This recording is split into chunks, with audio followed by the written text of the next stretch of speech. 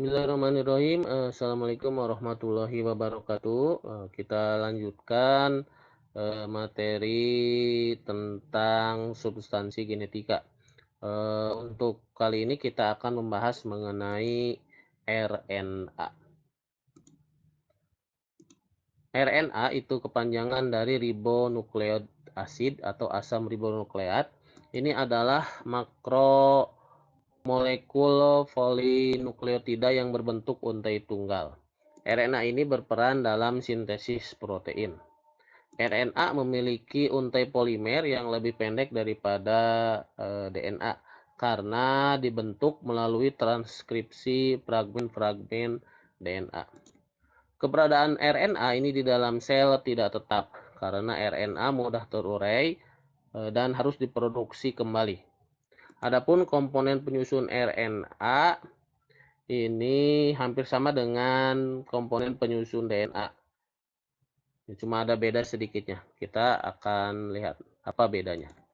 Komponen penyusun RNA itu yang pertama ada gula riboso berkarbon 5. Terus ada gugus fosfat. Ada basa nitrogen yang terdiri atas dua jenis, yaitu basa purin. Ada dua macam, guanin dan adenin, sama dengan komponen DNA. Dan yang kedua ada basa pirimidin, yaitu dua macam, urasil dan sitosin. Nah, bedanya di sini.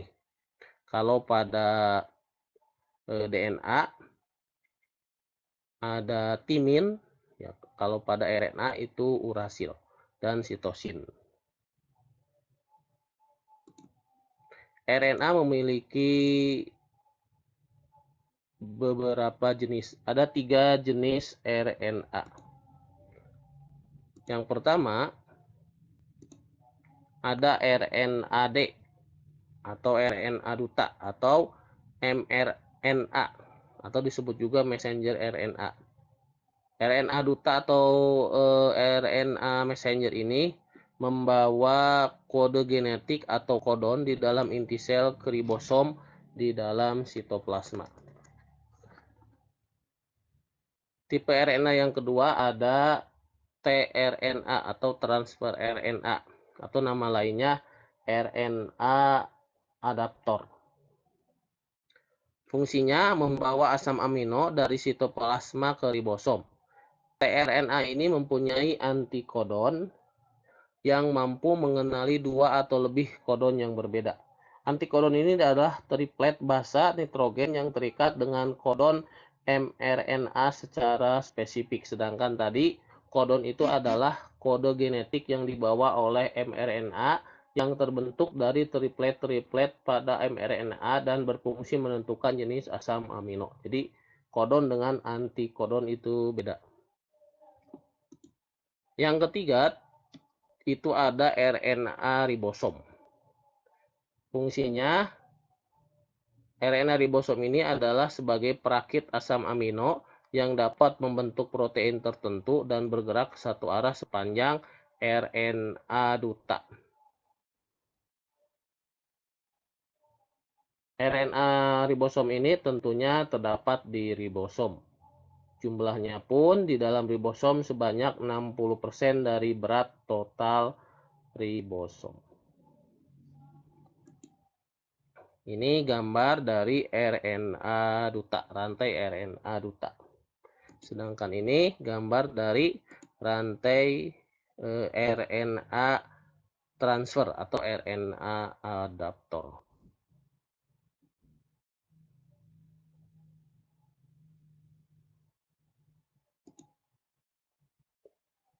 Nah, itu untuk pembahasan mengenai RNA. Sekarang Bapak akan membedakan antara DNA dan RNA. DNA sudah kita bahas minggu kemarin. Silahkan kalian bisa membuka lagi, menonton lagi video-video pembelajaran yang sudah Bapak buat. Perbedaan DNA dan RNA ini pertama, untuk DNA itu ditemukan dalam nukleus pada kromosom. Sedangkan RNA ditemukan dalam sitoplasma dan nukleus. DNA berupa rantai panjang ganda atau double helix. sedangkan RNA itu berupa rantai pendek dan tunggal. Untuk DNA, fungsinya berhubungan dengan penurunan sifat dan sintesis protein, sedangkan RNA berfungsi untuk sintesis protein saja. Terus untuk DNA keadaannya tidak dipengaruhi oleh aktivitas sintesis protein, sedangkan untuk RNA keadaannya dipengaruhi oleh aktivitas sintesis protein. DNA komponen gulanya tentu saja deoksiribosa, sedangkan RNA komponen gulanya itu adalah ribosa. DNA basa nitrogen itu purin, adenin, dan guanin, serta pirimidinnya sitosin dan timin. Sedangkan pada RNA, basa nitrogennya purin, adenin, dan guanin sama, cuma pirimidinnya sitosin dan urasil. Jadi kalau DNA timin, kalau RNA urasil.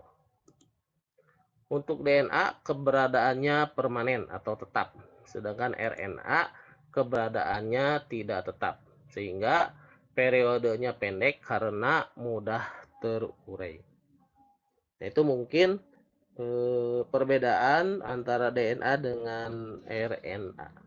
Itu saja materi yang Bapak bisa bahas hari ini.